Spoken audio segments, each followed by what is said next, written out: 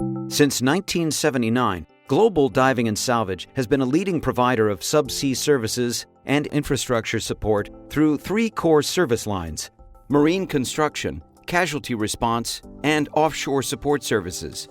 Our expertise lies in solving potentially costly problems where it appears there is no immediate solution by using our broad knowledge base and experience to come up with the right solution to tackle that challenge. We are unique in that we can perform any size and scope of casualty response project, whether it's a small private vessel that needs to be salvaged in one of our regional offices, all the way up to an international wreck removal or a more traditional salvage effort on an international market. The Palmyra project was a wreck removal project, removing 3 wrecks in a remote location 1,000 miles south of the Hawaiian Islands.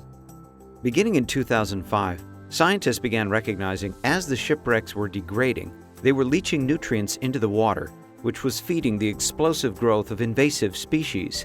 At Palmyra, the anemone-like corallimorph was reproducing exponentially with this nutrient enrichment, and as it reproduced, it attacks and smothers the near-pristine coral reefs.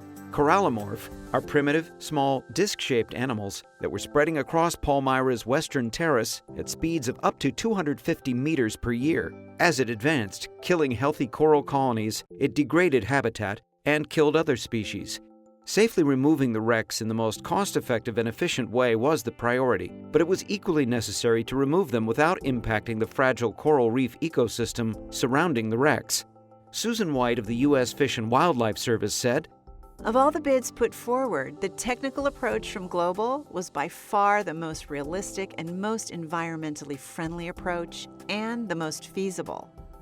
We kind of dismissed some of the heavy lift options that we were looking at and went with kind of a more strategic surgical approach that wouldn't disturb the coral at all. Our naval architect actually designed these shallow draft vessels to move this material out, and they were our own custom designed specifically for that project. I think the most important part of this project was planning. There was no ability to get material out there that we didn't bring with us. It is a common joke that there is no Home Depot or 7-Eleven around the corner. If your $2 hose clamp breaks, it can stop a multi-million-dollar project. To be able to go into a situation where you've had 2 men that went out and spent 3 days swimming around and come back and tell you the conditions out there, to be able to come up with a plan, to design and make the equipment necessary to go do that plan, and then to go actually do it and not have any impact to the coral reef is pretty amazing. We felt like the Fish and Wildlife Service would probably like to see the material recycled as opposed to just being dumped somewhere else in the ocean. So as part of our initial proposal, we offered to bring it all the way back and turn it in for recycling in Long Beach.